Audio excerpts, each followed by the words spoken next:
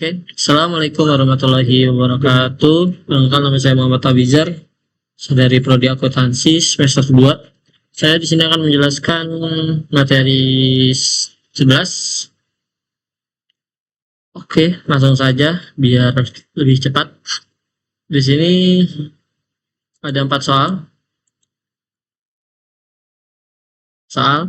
Di sini ada transaksi. Yang pertama itu recorded depreciation expense of different asset. Itu statement of cash flow-nya itu activity FS itu operating. Yang pertama ini artinya itu, jadi pertama ini dia mencatat biaya penyusutan pada aset pabrik. Nah, cash inflow, outflow, or no effect, ini dia no effect. Nah, kenapa di sini dia no effect? Karena ada penyusutan, jadi tidak berpengaruh. Karena ada penyusutan jadi dia tidak berpengaruh. Sedangkan yang recorded and paid interest expense, ini dia mencatat dan membayar beban bunga, ini masuknya di operating, jadi atau operasi. Masuknya di operasi. Ininya cash outflow. Kenapa di sini masuk cash outflow? Karena dia mengeluarkan uang, makanya cashnya mengeluarkan cash.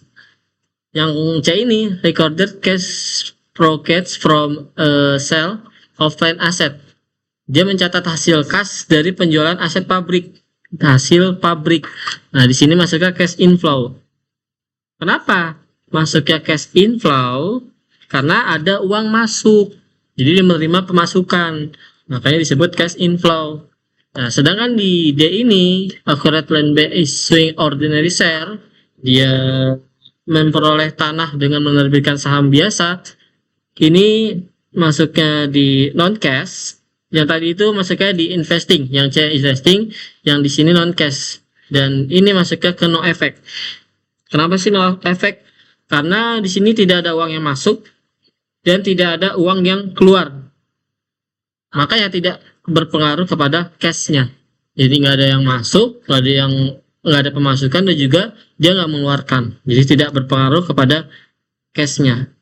Yang ini paid cash dividend to preference shareholders.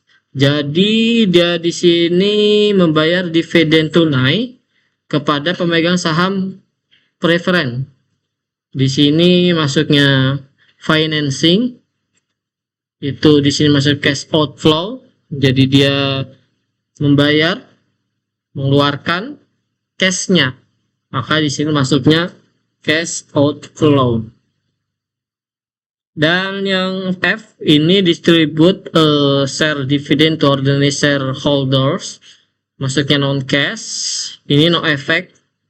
Di sini dia membagikan dividen saham kepada pemegang saham biasa.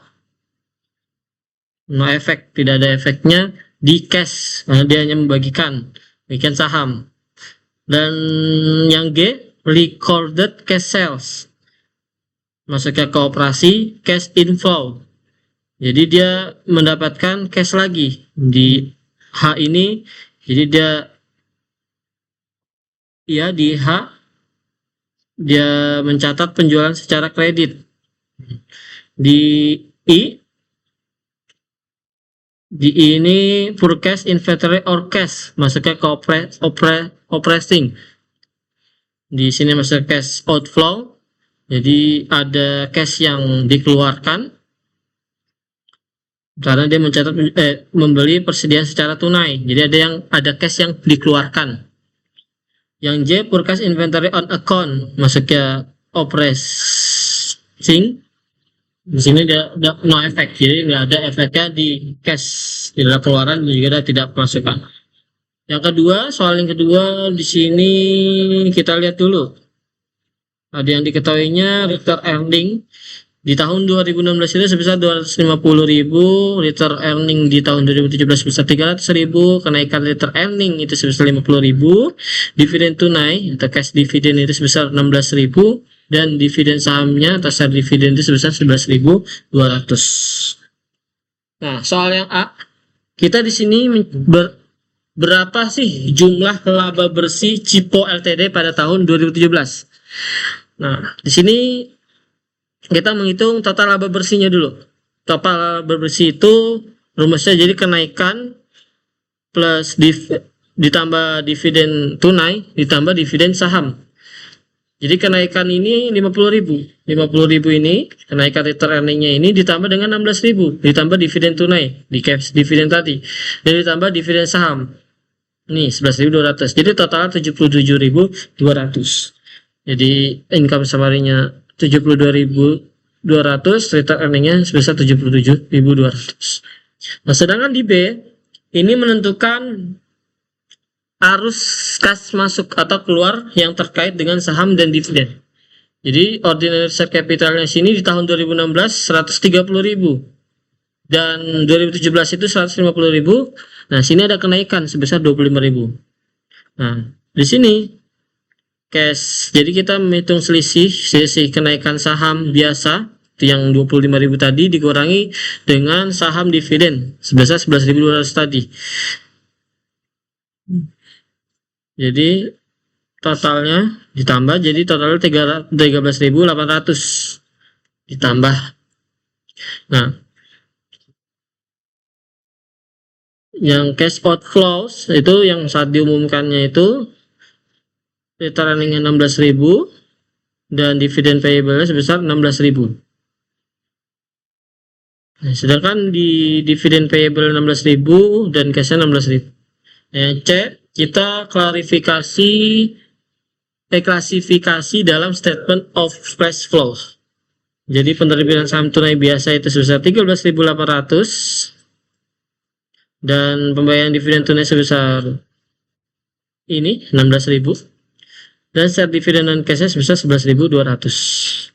Klasifikasi dalam arus kasnya ini financing activity inflow, ada pemasukan dan pembayaran dividen, itu masuknya di sini financing activity outflow, ada pengeluaran, dan share dividen ini non cash, serta ditata terpisah dalam rapor keuangan, jadi dia tidak masuk kas ini.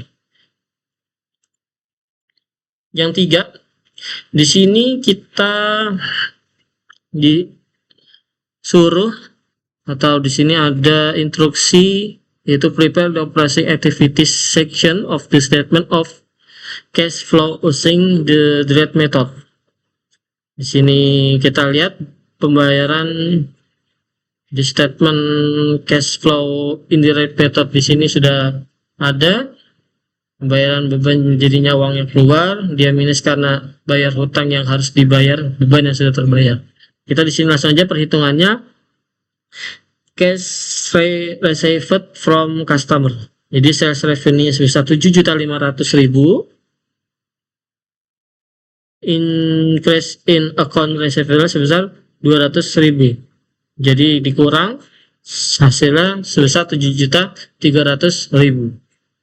Nah, sedangkan di cash paid operating expense-nya itu operating expense sebesar 750.000, depresiasinya 85.000, increase in prepaid sebesar 175.000 dan increase in accurate expense sebesar 105.000. Jadi total keseluruhannya 1.345.000. Di COGS-nya, di cash paid to supplier-nya itu COGS-nya 4.900.000. Ini semua soal dari di atas. Increase in inventory 5.000, increase in account payable sebesar 340.000, jadi total 4.740.000. Nah, kita buat ini buat transaksi, dan transaksinya yaitu cash received from customer. Jadi tinggal dimasukin aja, aja 7.300.000. Cash paid to suppliers itu sebesar 4.740.000 dan cash paid for operation expense sebesar 1.340.000. Jadi net cash from operation activity saya sebesar 1.215.000. Ini total pengurangan dari ketiganya. Jadi ketiganya ini dikurangin sehingga mendapat 1.215.000 netnya. Dan yang terakhir itu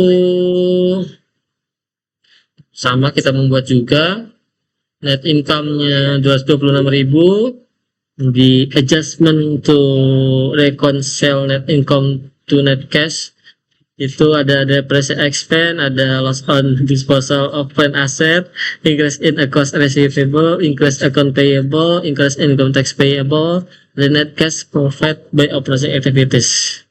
Jadi net income-nya ini 226.000, 226.000 net income-nya. Depreciation expense-nya ini sebesar 55.000, loss on disposal of foreign asset-nya 25.000, increase in account receivable 15.000. Minus. Kenapa bisa minus? Karena ada akumulasi mewakili pendapatan yang belum jadi cash, makanya ini dikurang. Nah, increase account payable sebesar 14.000. Payable sebesar 14.000 dan increase income tax payable sebesar 6.000. Nah, totalnya net cash benefit by operating activities-nya sebesar 311.000. Setelah dijumlahkan hasilnya segini. Itu mungkin sekian dari saya. Banyak kurang banyak salah, saya mohon maaf yang sebesar-besarnya. Assalamualaikum warahmatullahi wabarakatuh.